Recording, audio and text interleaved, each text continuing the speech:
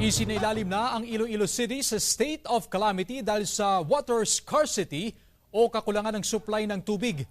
Sa isinagawang special session ng Iloilo City Council kahapon ng umaga, nagsumite ng report ang Iloilo City Disaster Risk Reduction Management Council kung saan 25 barangay sa lungsod ang pinakaapektado ng krisis ng tubig.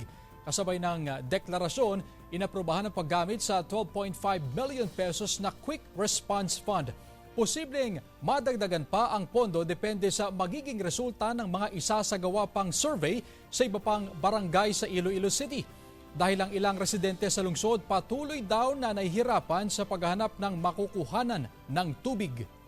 Lain gid sa nguna pa yung daw dasig ang tubig subong nga daw bago lang ko notice nga ang tubig nga gagba sa bubon matayam.